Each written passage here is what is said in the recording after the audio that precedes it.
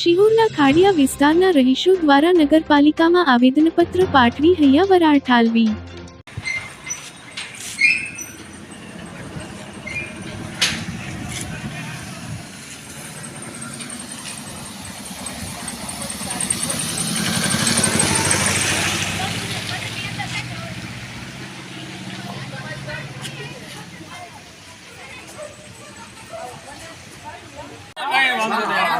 પાણીનો પ્રશ્ન અમારામાં છે. અમારી સોસાયટીમાં કેમ થાય છે?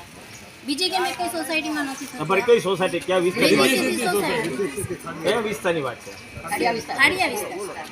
આ સોસાયટીમાં જ કેમ થાય? બીજે કેમ નથી થતું? વાળવા નથી આવતા. આવે તો એનું કારણ શું છે? કચરાવાળા કરવા જાય છે. નવરંગ સોસાયટી અને અમારા આ રિદ્ધિ સિદ્ધિ સોસાયટીની વચ્ચે જ મંદિર છે અને ત્યાં આવી બહુ મુશ્કેલી પડે છે. દરેક દર્શનાર્થી એને એમાં થઈને પસાર થવું પડે છે. એટલે આવી અમારી ઘણી બધી આ પ્રાથમિક સુવિધાની મુશ્કેલીઓ છે, છતાં અમે ટાઈમે ટેક્સ ભરીએ છીએ અને અમને કોઈ સુવિધા મળતી નથી અને રજૂઆત કરવામાં આવે તો સાંભળતા નથી. નગરપાલિકા ઉભરાય હવે શું એવું કે કોન્ટ્રાક્ટર છે ને એ હાવ કામચોર નીકળ્યો.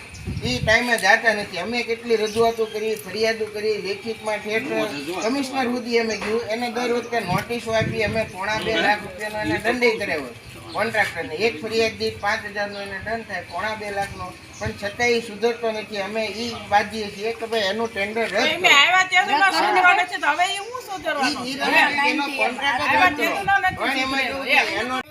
જોશું નકર બધા ભેગા થશે તો મને કે ધમકી નહીં મારવાની. એમાં શું ધમકી આવે? એમાં ધમકી મારે તમારો હક છે અને કામ માંગણી કરો એ તમારો હક છે. નગરપાલિકા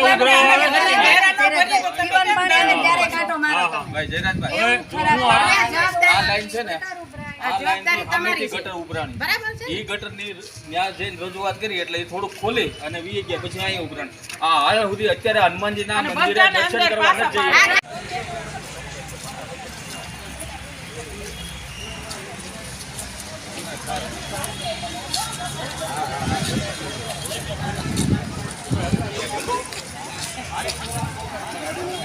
રાખી દો આપી દો. હાલો આ ખોલી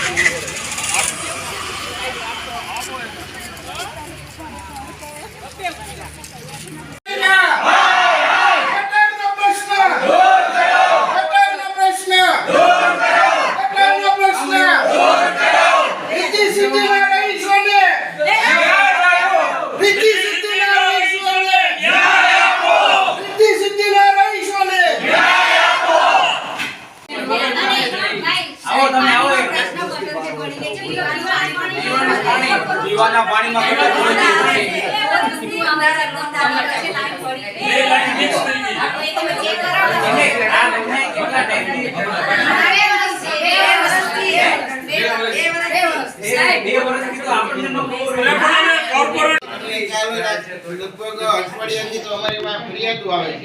માણસોને આપણે કહીએ એટલે હરિયા મારી નીકળી જાય. હનુમાન દાદાનું મંદિર છે અને ગટર છે.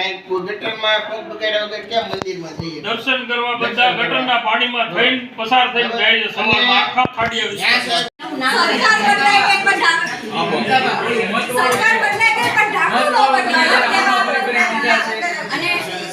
એવા તો ત્રણ ને પાંચ હવે જ્યારે મોટી જમીન પડે મોટા ભાઈ આના બોલા મારા પાસે કચરાવાળે ગીત બંધ કરી તો હું બોલી કે ભાઈ મારા બેને એમ કે ધમકી આપે અમને કે ન્યા કઈ આવો જાઓ અને મેં કીધું ગીત વગાડ તમે અંદર હોય ભાઈ ના જે તો 5 દિવસે ન આવો આ બેને ચામડો છે ભાઈ.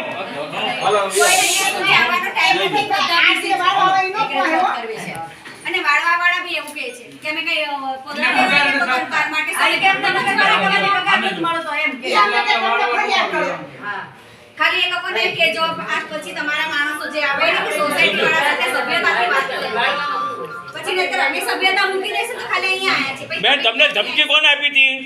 ત્યાં રહીશો બધા કા નોકરિયાત છે, ધંધાથી છે. લગભગ આ લોકો પહેલી વાર એવું બન્યું છે આ બધા રજૂઆત એવું થતું હોય. કોર્પોરેશન કહેતા હોય અમારે જેવા આયા કરીને નીકળી જતો પછી હવે કંટાળ્યા બરાબર છે એટલે ઈ બધા એટલે કોર્પોરેટરને રજૂઆત કરી છે એટલે હવે ધમકી આપે છે કોર્પોરેટરો કે તમે મત કોને આપ્યો. હવે અમે તો ત્રણે કોર્પોરેટરને આપ્યો તો અમારે ક્યાં કોર્પોરેટર મેં કીધું બેટા ગટરનું શું તો કે હું આવી ગયો માસી તો મેં કીધું તારે મને ફોન તો કરવો તો બેટા બધાનો પ્રશ્ન છે અમારે આ બધા એમ કે બહાર કરે બરાબર તો મેં કીધું તારે મને તો કે મારે કઈ ફોન કરવાની જરૂર નથી ધમકી બમકી આપતા એને કીધું ધમકી એટલે શું તો ધમકી એટલે શું છે જેમ તમે પછી એને લેંગ્વેજ મૂકી દીધી અમે તમને નથી કહેતા બાકી હવે તમે તમારી રીતે એને સમજાવી દેજો સોસાયટી વાળા સાથે સભ્યતાથી વાત કરે આજે અમે વ્યવસ્થિત કામ કરાવ્યું પણ હવે અમે એ લોકોને એવું કહે છે કે ભાઈ તમે જેને મત આપ્યો એને કહેવાનું મને નહીં કહેવાનું. છેલ્લા 2-3 વર્ષથી બધા સહન કરતા હતા કેમ કે કોઈ નીકળી શકતું નહોતું પણ આજે તો એટલા બધા હેરાન થઈ ગયા કે પીવા માટે પાણી નથી સોસાયટીમાં રોગચાળો છે ઘરે ઘરે ડાયરિયા છે અને એટલી ગંદી વાસ આવે છે કે ઘરની બહાર નીકળવું હોય ને શાક લેવા તો શાકનો ટેમ્પો પર પાણી ઉભા રહે છે ગટરની એ પણ એટલે બહુ જ ગંદી હાલત થઈ ગઈ છે માથા ઉપરથી પાણી જતું રહ્યું ગટરનું તો બહાર આવ્યું છે ત્યાં બધા ભેગા થઈને ચીફ ઓફિસે કહેવા આવવું પડ્યું છે સાહેબે કીધું છે આવી છે જોઈએ છે 24 કલાક રાહ જોઈશું હજી નહીં આવે ને તે ગટરનું ઢાંકણું ઊંચું કરી સાહેબને બેહાડ દેવાના છે ગટર સિહોર વોર્ડ નંબર 4 રીતિ સિટી સોસાયટીમાં છેલ્લા ઘણા સમયથી ગટર ઉભરાવાનો પ્રશ્ન સોસાયટીવાળા લોકોને સતાવી રહ્યો હતો. એ લોકોએ અવારનવાર સ્થાનિક કોર્પોરેટરો સુપરવાઇઝરોને રજૂઆત કરી હતી પરંતુ એમની સમસ્યાનું કેટલાય દિવસો થયા હોવા છતાં પણ નિરાકરણ આવતું ન હતું અને સાથોસાથ એમને ત્યાં જે પીવાનું પાણી આવે છે પીવાલાયક પાણી આવે છે એમાં પણ ગટરનું પાણી ભળી જવા હોવાની એક ગંભીર સમસ્યા એ લોકોને હેરાન કરી રહી હતી અને અત્યારના આ વાતાવરણમાં કે જ્યારે રોગચાળાની આટલી બધી દહેશત છે ત્યારે આ લોકો ગંદુ પાણી ઉપયોગ કરવા માટે મજબૂર બન્યા છે અને ઘરે ઘરે એ લોકોને બાળકોને વડીલોને તંદુરસ્તી પણ જોખમાણી છે. ત્યારે આજરોજ સૌ રહીશોએ ભેગા થઈને ચીફ ઓફિસરને ત્યાં જઈને રૂબરૂમાં રજૂઆત કરી છે કે જ્યારે ટેક્સ ઉઘરાવવાનો સમય હોય ત્યારે પાલિકાના માણસો ઘરે ઘરે આવે છે, ન ભર્યો હોય તો 3 વાર આવે છે પણ આ ગટરની સમસ્યા એ લોકોએ આટલા સમયથી રજૂઆતો કરી છે, આટલા સમયથી એ લોકો હેરાન થઈ રહ્યા છે ત્યારે આ ઓફિસમાં બેઠેલા કોઈને ત્યાં જવાનો સમય નથી કે આ સમસ્યાનું નિરાકરણ લાવવાનો સમય નથી. એટલે સૌ બહેનો ભાઈઓ સોસાયટીના સમગ્ર રહીશો આજે એક સુરે રજૂઆત કરી છે કે તાત્કાલિક ધોરણે આ સમસ્યાનો કાયમી ઉકેલ આવવો જોઈએ નહીતર પછી ભવિષ્યમાં ત્યાં ચક્કાજામે કરવામાં આવશે અને ટેક્સ ભરવાનો બહિષ્કાર પણ કરવામાં આવશે. કારણ કે ટેક્સ હોય છે લોકોની સુવિધા માટે, લોકોને હેરાનગતિ કરવા માટે કે સમસ્યા સહન કરવા માટે થઈને ટેક્સ નથી ભરતા લોકો. એટલે આ તાત્કાલિક અસરથી આનું નિરાકરણ આવવું જોઈએ અને ચીફ ઓફિસર સાહેબે એવું કીધું છે કે હું પોતે રૂબરૂમાં જઈને ત્યાં તપાસ કરીશ અને લોકોનો સમસ્યાનું નિવારણ લાવવા પ્રયત્ન કરીશ. એટલે અમે જો થોડાક દિવસ રાહ જોઈએ નહીંતર પછી આ પાલિકામાં આવીને ચીફ ઓફિસર સાહેબના ઘરે કચરો ઠાલવવામાં આવશે અને આરોગ્ય ચેરમેન જે કોઈ છે એને ગટરનું પાણી પીવડાવવામાં આવશે એવી અમારી સ્પષ્ટ રજૂઆત છે.